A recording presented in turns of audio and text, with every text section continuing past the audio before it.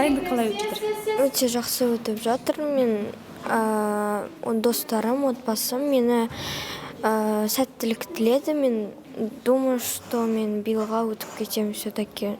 Қорқыныш жоқ, шамалы бар, бірақ мен өзіме сенем, өз отбасым мені жіберіп жатыр. Мен 2 жыл дайындалдым, және өз дайындалғанымды осы биылға тапсырып өтіп кетемін деп ойлап тұрмын.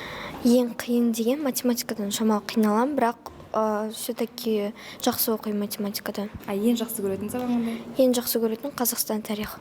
Осы жаққа мен достарымның жартысы келді, тоже тапсыруға нишқа және биылға. Мен қазір биылға тапсырайын деп жатырмын. Сосын өтіп кетемін деп ойлаймын.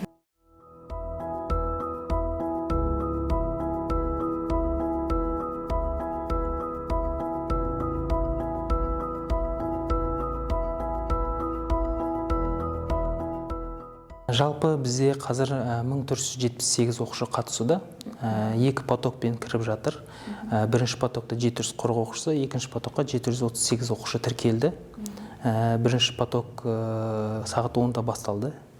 Содан кейін екінші потогымыз сағат 14:00-де, яғни 2-де болады. Биыл 4 сынып қабылдауды жоспарлап жатырмыз. 22 оқушыдан, яғни 88-90 оқушы шамасында болады. Әзірге бізде бір орынға 20 шақты оқушы таласып жатыр деуге болады. Жалпы тесттің дұрыстап ешкім көрмеуін несін қадағалау мақсатында өте үлкен іс-шаралар жасалған. Аудиторияларға осындай конверттермен келді. Аудиториялар ашқан кезде бәрін тексереді. Жыртық жер жоқ па, бәрі түгел ме, жоқ па деп. Содан кейін мына жерде орталықтан печать қойылған. Сосын мынаны алу мүмкін емес. Жыртып алу, ашып алу деген мүмкін емес. Тек қана ашқан кезде мына бүйтіп жыртылып кетеді. Тест басталарға кезде ғана ашылады. Ол тест басталмай тұрып, осының ішінде қандай сұрақтар бар екен, ешқандай біле алмаймыз. Осы жерде осының барлығы видеосын түсіріп, тағы да жібереміз орталыққа. Барлығы міне осындай пакеттер түгел келді. Ешқандай жырық жер жоқ, жыртық жер жоқ деп осылай жібереміз. Жалпы содан кейін аудиторияларға таратамыз. Аудиторияларда тағы балалардың алдында, тағы көздің алдында бүйтіп ашып көрсетеді. Балалар өздері де жақындап тағы келіп көре алады, қолмен ұстап, содан кейін ғана ашады, содан кейін ғана кітаптар таратылады. Сосын 3 вариант таңертеңгі потокқа, 3 вариант түстен кейінгі потокқа.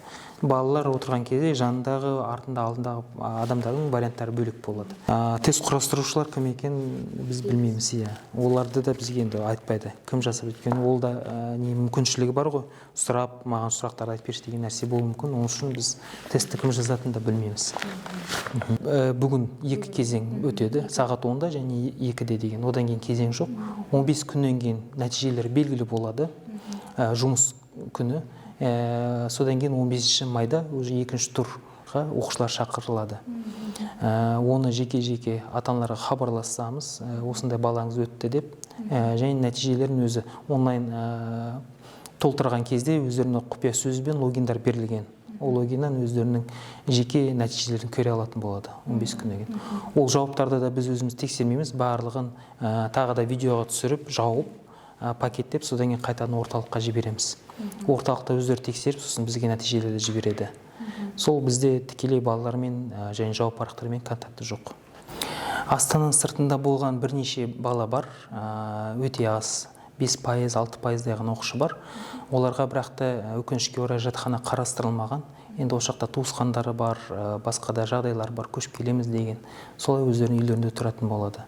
Бізде жатақхана берілуі мүмкін, бірақ әлі қашан болатын белгісіз. Сондай мәселе. Разоскамыз бар, балалар келіп кетіп жүреді.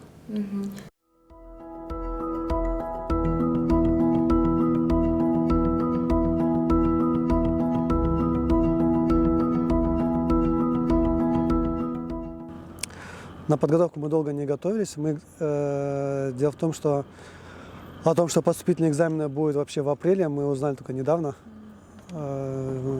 Узнали об этом, наверное, вот в январе или феврале месяце.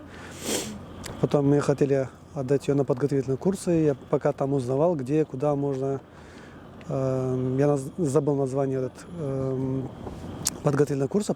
А потом мы в домашних условиях, там кое-какие тесты, которые прошлогодние есть, по нему По нему готовились. по нему готовились, проходили по нему.